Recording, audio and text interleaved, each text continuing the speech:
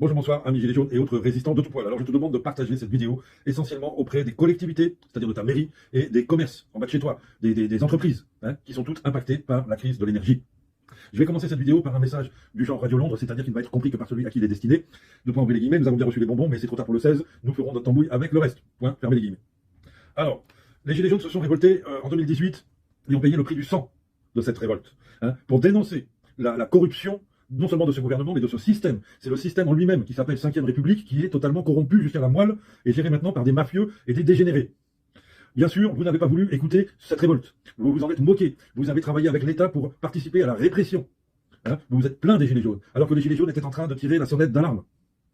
Ensuite, le gouvernement, se sentant les mains libérées de cette partie de la population qui s'était révoltée, a mis en œuvre la folie du confinement. Hein, il a impacté la classe moyenne supérieure et les classes supérieures. Une fois que la classe moyenne basse et les pauvres ont été matés, il a pu s'occuper de vous. Hein, et donc, vous-même, vos enfants, vous avez été obligés de vous masquer comme des cons et de vous inoculer un produit expérimental dangereux dont tout le monde est en train de mesurer les effets secondaires mortels. Là, ça ne touchait pas que les pauvres, hein, ça a touché également la classe supérieure. C'est pour ça qu'on a vu des cadres qui ne s'étaient pas impliqués dans les gilets jaunes sortir du bois, les maîtres Divisio, les professeurs Raoult et d'autres. Hein. Et maintenant, mais il y a eu des grandes manifestations, mais on nous a dit non, pas comme les gilets jaunes, hein, surtout on casse rien, on manifeste pacifiquement. Ok, voilà le résultat. D'accord, ça n'a servi strictement à rien. Hein, et ensuite, il y a eu l'obligation d'inoculation, et à défaut, vous avez perdu vos emplois et votre vie sociale. Et les autres, vous avez perdu votre honneur et votre santé pour beaucoup. Et ensuite, maintenant, voilà que ce gouvernement déclare, sans le déclarer, fait la guerre à la Russie, dont la conséquence première pour nous est donc l'inflation des produits alimentaires et de l'énergie. Au point que maintenant, tous ces commerçants qui se sont moqués des gilets jaunes, en les traitant de cas sociaux, tous ces chefs d'entreprise, tous ces artisans, encore qu'il y avait beaucoup d'artisans avec les gilets jaunes au départ, hein, et surtout toutes ces collectivités qui ont collaboré avec l'État, maintenant vous êtes impactés également avec l'augmentation de vos factures d'électricité et de gaz de manière totalement hallucinante, qui vont vous amener à la faillite. Voilà comment le gouvernement vous remercie.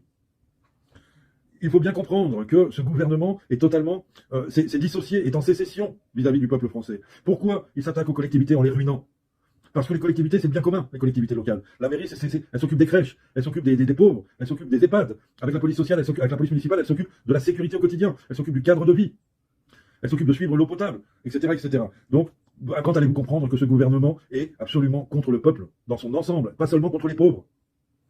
Vous êtes impacté non seulement dans vos activités, que ce soit donc collectivité ou entreprise, mais également à titre personnel. Vous aussi, vous êtes au pied de mur de ces surfacturations qui arrivent. Les commerçants, les entreprises pensent qu'ils vont pouvoir s'en sortir en augmentant leurs tarifs. Non, il n'y a plus d'argent. Tout le monde va être ruiné. On est dans une catastrophe organisée. Vous n'avez pas écouté les gilets jaunes il y a 4 ans. D'accord, maintenant, qu'est-ce que vous allez faire?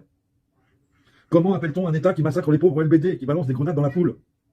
Comment appelle-t-on un État qui confine une population pour la protéger d'un virus dont 99% survivent? 99% et plus des gens qui ont attrapé le coronavirus sont toujours vivants. Comment appelle-t-on un État qui oblige à porter un masque de papier ridicule contre un virus, hein, y compris les enfants dans les écoles?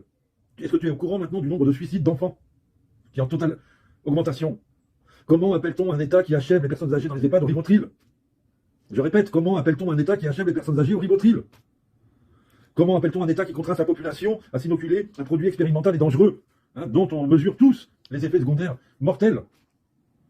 Comment appelle-t-on un État qui soutient le terrorisme islamique au Mali, en Libye, en Syrie, au Yémen? Regarde-toi et réfléchis un peu. La France vend des dizaines de milliards d'armes à l'Arabie Saoudite, au Qatar, on va aller jouer au football, aux Émirats Arabes Unis, qui eux les refourguent à Al-Qaïda, à Al-Nosra, à Daesh, à Acmi au Sahel et à Boko Haram en Afrique.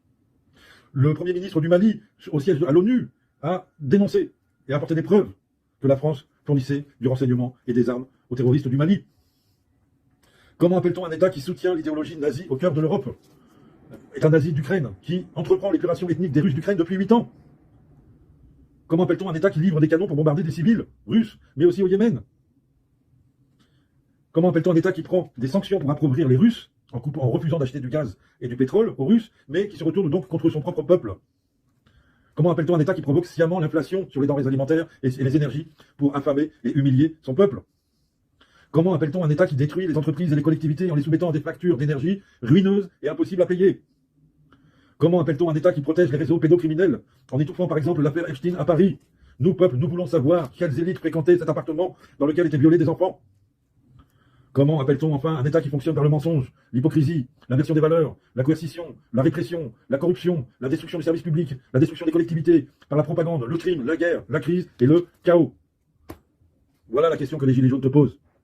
Mais pire encore, Comment appelle-t-on un peuple qui accepte tout ça sans broncher, sans s'opposer, sans se révolter?